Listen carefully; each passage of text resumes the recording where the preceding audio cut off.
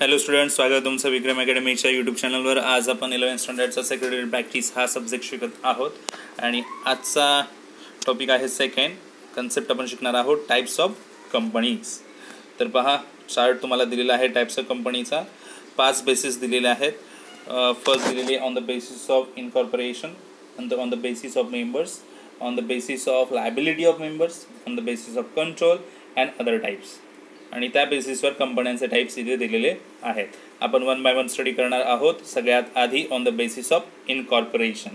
Incorporation बेसिसवर 2 type पडतात. Incorporation याचा अर्थ काय? इनकॉर्पोरेशन म्हणजेच स्थापना करणं, रजिस्टर करणं. ठीक आहे. तर आपल्याला कंपनी सुरू करताना आधी ती कंपनी गव्हर्नमेंटकडे as per company law register करावी लागेल. ओके, सो बघूया काय म्हटलेलं आहे ते. स्टॅट्युटरी कंपनी हा पहिला टाईप पडतो. This company are incorporate by special act pass by the central or state legislative. For example, Reserve Bank of India, State Bank of India, Unit Trust of India, Life Insurance Corporation etcetera. हे काही example दिलेले आहेत. ही अशी company असेल जी special ॲक्टनुसार बनलेली असेल, incorporate झालेली असेल, त्याला म्हणतात स्टॅट्युटरी कंपनी. आणि पुढे नेम्स दिलेले आहेत एक्झाम्पल्स म्हणून आपल्याला. रजिस्टर कंपनी कोणती असणार आहे? This companies are incorporated under the companies act 2013. Company act प्रमाणे जे रजिस्टर होणारे आहेत कंपन्या, त्यांना रजिस्टर कंपनी असं म्हणतात. तर 2 कंपन्या ज्या आहेत इथे टाईप्स दिलेले आहेत. इनकॉर्पोरेशन बेसिसवर म्हणजे स्थापना होण्याच्या प्रक्रियेनुसार स्टॅट्युटरी कंपनी म्हणजेच कायदेशीर, स्टॅट्युटरी याचा अर्थ कायदेशीर, आणि रजिस्टर कंपनी असा दुसरा टाईप. आता आपण पाहणार आहोत पुढे on the basis of number of members. मेंबर्सची संख्या किती आहे त्याच्यानुसार कंपनीचे टाईप्स पडणार आहे. पहिला टाईप पडतो private company. Section 2 subsection 68. Private company means a company having minimum paid up capital as may be prescribe and which bye its articles. Minimum paid up capital जे आर्टिकलनुसार म्हणजे नियमावली प्रमाणे जे आहे असेल तेवढं असायला हवं. ठीक आहे. Restrict the right of the members to transfer it shares if any. आणि कोणताही राईट असेल ट्रान्सफरचा वगैरे मेंबर्ससाठी तर तो होऊ शकत नाही आहे, त्याच्यावर रेस्ट्रिक्शन असतात. आणि मेंबर्सची संख्या जी आहे ती नॉर्मली 200 पर्यंत असते प्रायव्हेट कंपनी म्हटल्यावर. Prohibits any invitation to the public to subscribe for any securities or deposit of the company. पब्लिकसाठी म्हणजे जनरल पब्लिकसाठी काहीही आणता येत नाही या प्रकारच्या कंपनीला. म्हणजे शेअर्स, डिबेंचर, बॉन्ड जसं आपण कंपनी आणणार असं म्हटलं होतं आधीच्या याच्यामध्ये, तसं इथे प्रायव्हेट कंपनीला काही करता येत नाही कारण ती कम्प्लिटली प्रायव्हेट आहे. All the above said condition should be fulfil for a company to be call as a private company. वरील ज्या कंडिशन आहेत त्याचं फुलफिल करणारी कंपनी असेल कोणती तर त्या कंपनीला प्रायव्हेट कंपनी असं म्हणता येईल. If any one of the condition is not fulfil by the company. जर वर्षी कोणतीही कंडिशन, एखादी कंडिशन सुद्धा जर पूर्ण होत नसेल, त्याची पूर्तता होत नसेल तर ती कंपनी प्रायव्हेट कंपनी नाही बनू शकत, तर ती पब्लिक कंपनी होणार. It must be added words private limited. हे महत्त्वाचं आहे. कोणतीही प्रायव्हेट कंपनी जी आहे त्याच्या शेवटी, नावाच्या शेवटी प्रायव्हेट लिमिटेड हा शब्द जोडलेला असतो. त्याच्यावरून कळतं की ती प्रायव्हेट कंपनी आहे. Private company may be company limited by shares. शेअर्सनी लिमिटेड असणारी पण कंपनी असू शकते. Or company limited by guarantee. गॅरंटीनुसार लिमिटेड असणारी कंपनी सुद्धा असू शकते. और अनलिमिटेड कंपनी असू शकते. तर हा पहिला प्रकार प्रायव्हेट कंपनी मेंबर्सच्या क्वांटिटीप्रमाणे. इथे मेंबर्स किती असतील? 200 पर्यंत, त्याच्यापेक्षा पुढे नाही. पब्लिक कंपनी हा दुसरा प्रकार पडतो. According to section 2 subsection 71. Public company म्हणजे काय? अशी कंपनी जी प्रायव्हेट तर नाही आहे बिलकुल, ती पब्लिक कंपनी. पण तरी सुद्धा काही कंडिशन्स आहेत. कोणत्या? Has no restriction on the transfer of it shares. Share transfer करण्यासाठी कोणत्याही प्रकारची बंधनं नाही आहेत. ट्रान्सफर करणं म्हणजे काय असणार आहे? तर शेअर सेल करणं किंवा परचेस करणं, त्याला ट्रान्सफर करणं म्हणणार. म्हणजे इथे पब्लिक कंपनीसाठी जे शेअर्स असणार आहेत ते shares share holder easily transfer करू शकतो, दुसऱ्या पर्सनला विकू शकतो. प्रायव्हेट कंपनीमध्ये असं होत नाहीये. Number 2, minimum number of members should be 7. कमीत कमी मेंबर 7 असावेत पब्लिक कंपनीसाठी. Has to have minimum paid up share capital as may be prescribe by its articles. Minimum paid up capital आर्टिकल्समध्ये मेन्शन केलं त्याप्रमाणे असावं. मिनिमम मेंबर्स आपण पाहिले 7 आहेत. मॅक्झिमम नंबर्स किती असावेत? काहीही बंधन नाही आहे. Does not prohibit any invitation or acceptance of deposit from the public. आणि कशावरही बंधनं नाही आहे की पब्लिककडून तुम्ही इन्व्हिटेशन्स करून डिपॉझिट ॲक्सेप्टन्स घेत असाल तर त्याच्यावर बंधन नाही आहे, म्हणजे पब्लिक कंपनीलाही मोकळीक मिळालेली आहे. Number 3, 1 person company.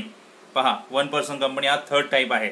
सो ही अशी कंपनी असते ज्याच्यामध्ये फक्त एकच मेंबर असणार, म्हणून त्याला 1 पर्सन कंपनी असं म्हणतात. It is private limited company and it has to fulfil and comply with all the formalities of private company.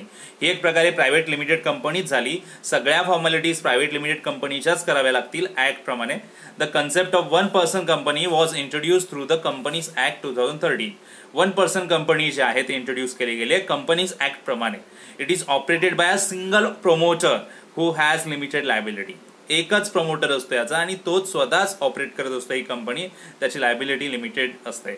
It is better form of business organisation than the sole proprietorship. एक प्रकारे soul प्रॉपरायटरशिप असंही म्हणू शकतो आपण, एकटा व्यापारी असणं. And the liabilities of the member is limited to the extent of his capital in the company. जेवढं कॅपिटल आहे त्याच्यापुरती त्याची लायबिलिटी जी आहे ती लिमिटेड झालेली असते. 1 person company can have 1 or more directors. 1 person company जी असते त्याच्यामध्ये एक किंवा जास्त डायरेक्टर असू शकतात.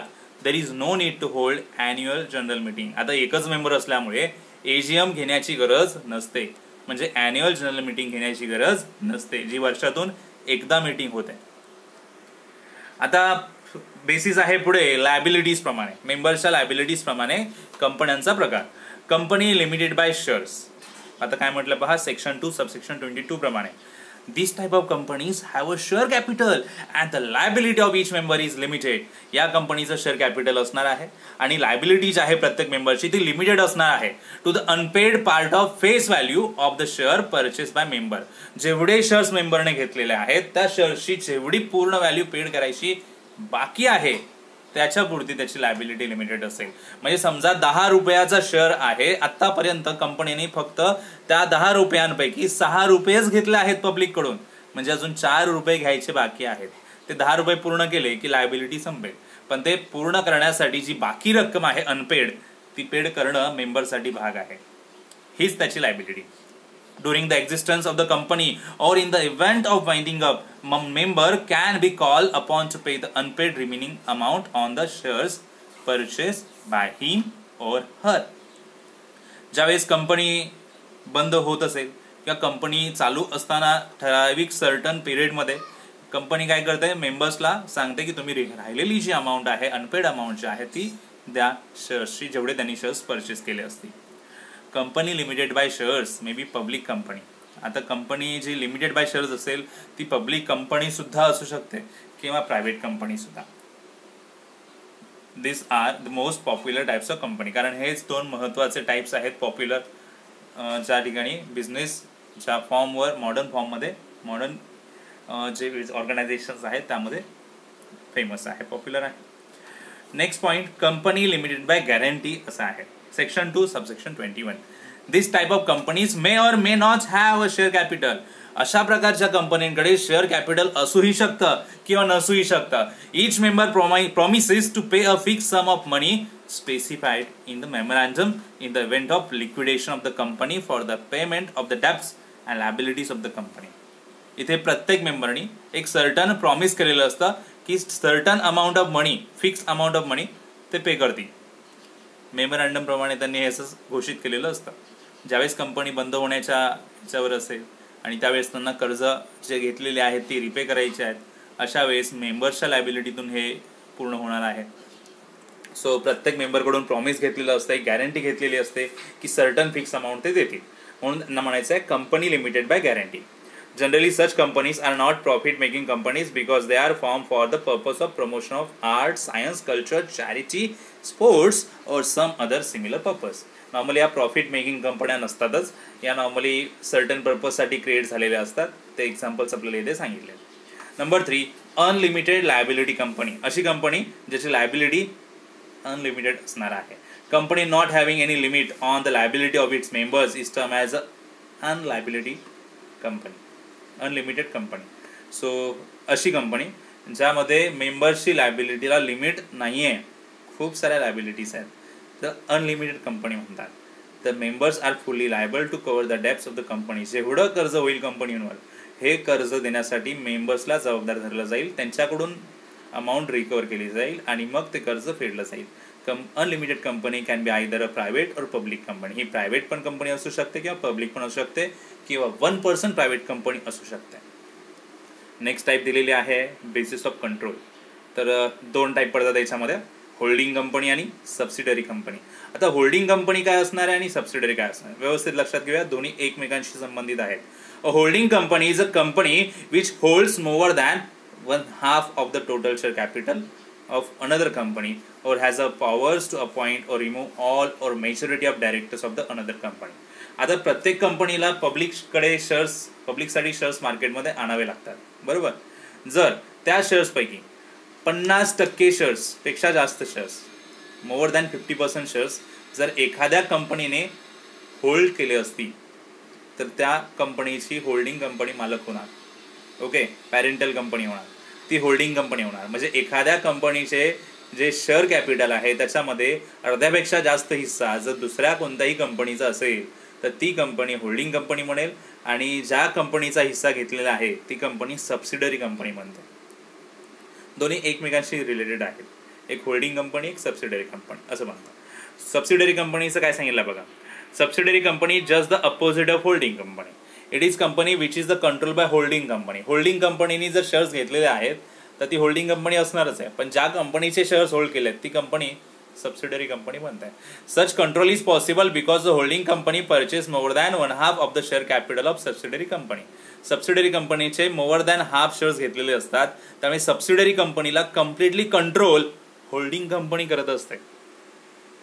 ओके, ठीक आहे. 2 टाईप झालेले आहेत. आणि आता अदर टाईप जो आहे, शेवटचा टाईप आपल्याला इथे बघायचा आहे, गव्हर्नमेंट कंपनी.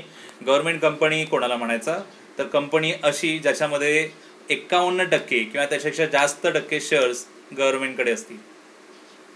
ओके, सेंट्रल गव्हर्नमेंटकडे असतील, स्टेट गव्हर्नमेंटकडे असतील किंवा पार्टली सेंट्रल आणि स्टेट गव्हर्नमेंटकडे असतील, subsidiary company of government company यांच्याकडे असतील. तर 51% जास्त असल्यामुळे त्या कंपनीला गव्हर्नमेंट कंपनी म्हणावं लागेल. गव्हर्नमेंट कंपनी मे बी प्रायव्हेट कंपनी और पब्लिक कंपनी. ती प्रायव्हेट कंपनी पण असू शकते किंवा पब्लिक कंपनी असू शकते. In fact it is a company register and incorporate under the companies act. In fact पाहिलं तर ही कंपनी जी आहे ती इनकॉर्पोरेट किंवा रजिस्टर झालेली असणारी कंपनी ॲक्टप्रमाणे. Hindustan machine tools limited, steel authority of India limited, आणि पुढे दिलं आहे Bharat heavy electrical limited, coal India limited, oil natural gas corporation limited. ही काही कंपन्यांची नेम्स आहेत ज्या गव्हर्नमेंट कंपन्या आहेत. म्हणजे या कंपन्यांमध्ये 51% किंवा त्यापेक्षा जास्त पर्सेंटेज ऑफ शेअर्स गव्हर्नमेंटकडे हेल्ड आहेत. पुढे फॉरेन कंपनी दिलेली आहे. Foreign company means a company incorporated outside India. अशी कंपनी जी भारताच्या बाहेर इनकॉर्पोरेट झालेली आहे पण त्यांचा बिझनेसचा संपूर्ण कारभार इंडियामध्ये आहे. जसं Nestle India limited, Bata India limited, Whirlpool corporation, या काही कंपन्या ज्या बाहेर इंडियाच्या बाहेर रजिस्टर झालेल्या आहेत, इनकॉर्पोरेट झालेल्या आहेत, बट त्यांचा कारभार इंडियामध्ये आहे. Dormant company, if company is register for a future project or has not made any significant accounting transaction in last 2 years. अशी कंपनी जी फ्युचर प्रोजेक्टसाठी बनवली गेली आहे आणि लास्ट 2 yearsमध्ये काहीही ट्रान्झॅक्शन त्यांच्याकडून झालेलं नाही आहे. नॉट फेल फायनान्शियल स्टेटमेंट्स और annual returns in the last 2 years. Last 2 yearsमध्ये कोणतेही स्टेटमेंट्स नाही फाईल केलेले आहेत, कोणतेही रिटर्न्स नाही आहेत त्यांचे. After making under section 455 can be called as a dormant company. अशा कंपनीला डॉर्मंट कंपनी असं म्हणतात. ठीक आहे. And listed company. Listed company means a company which has any of its securities listed on any organisation any recognise stock exchange. कोणत्याही stock एक्सचेंजवर आपले shares securities जेव्हा लिस्ट केले जातील, नोंदवले जातील, तेव्हा त्या कंपनीला लिस्टिंग कंपनी म्हणतात. Public limited company may be listed company or unlisted company. Public limited company जी आहे ती लिस्टेड असू शकते, त्यांनी जर शेअर्स नोंदवले असतील स्टॉक एक्सचेंजवर, तर नाही नोंदवले असेल तर अनलिस्टेड कंपनी म्हणेल. The listed companies will also have to follow SEBI guidelines. जी लिस्टेड कंपनी आहे त्यांना सुद्धा सेबी गाईडलाईन्सप्रमाणे जे काही नियम आहेत ते फॉलो करावे लागणार आहेत, अटी फॉलो करावे लागणार आहेत. पुढे नंबर 5 टाईप आहे small company. As per section 2 subsection 85 of the act, small company means a company other than a public company. अशी कंपनी जी पब्लिक कंपनी नाही आहे ती सोडून आहे तर स्मॉल कंपनी म्हणता येईल. यांचं पेडअप कॅपिटल जे आहे ते 50 लाखापेक्षा जास्त नसेल. Higher amount as may be prescribe, जी हायर अमाऊंट असेल ती सांगितलेली असतेच. Turnover of which as per is last profit and loss account does not exceed ₹2 crores. So profit and loss account जो आहे तो 2 करोडपेक्षा जास्त जात नाही. Such higher amount as may be prescribe. Private company, 1 person company, company other than public company, can be small company. या काही small कंपन्या होऊ शकतात. पुढे असोसिएट कंपनी दिलेला आहे. Section 2 subsection 6 associate company is one over which another company exercise a significant degree of control. Associate company ती असणार आहे. So over which another company, दुसऱ्या कोणत्याही कंपनीचा थोडक्यात त्याच्यावर कंट्रोल असेल, which is less than the degree of control exercise over a subsidiary company. Like subsidiary कंपनीप्रमाणेच, तर त्याला असोसिएट कंपनी म्हणतात. म्हणजे तिचा दुसऱ्या कोणत्याही कंपनीचा कंट्रोल असणार आहे तिथे. Associate company in relation to another company means a company in which that other company has a significant influence but which is not a subsidiary company. ती सबसिडरी कंपनी नसेल पण एक प्रभाव त्या कंपनीचा दुसऱ्या कंपनीवर असणार आहे. आता होल्डिंग आणि सबसिडरी प्रमाणेच हे सुद्धा असोसिएट कंपनीचा जे रिलेशन आहे ते दिसून येत आहे. बट सबसिडरी म्हणता येणार नाही आहे, कारण कम्प्लिटली एवढं काही नसणार आहे, पण काही इन्फ्लुअन्स असणार आहे त्याच्यावर, तो महत्त्वाचा आहे. For the purpose of this clause significant influence means control at least 20%, म्हणजे कमीत कमी 20% तरी कंट्रोल त्याच्यावर असेल. Okay. And company not for profit under section 8 such companies are registered. एवढंच दिलेलं आहे कंपनी नॉट फॉर प्रॉफिटसाठी. आणि इथे टाईप्स ऑफ कंपनीचा हा कन्सेप्ट आहे तो संपत आहे. आय होप तुम्हाला सगळ्या कंपन्यांचे टाईप समजलेले असतील. तरी सुद्धा तुम्हाला काही डाऊट असेल तर तुम्हाला कमेंट सेक्शनमध्ये विचारू शकता, आपण त्याच्यावर डिस्कशन नक्कीच करूया. तर या व्हिडिओमध्ये एवढंच आपल्याला स्टडी करायचं आहे. आपण भेटूया पुढच्या व्हिडिओमध्ये. तोपर्यंत गुड बाय, टेक केअर.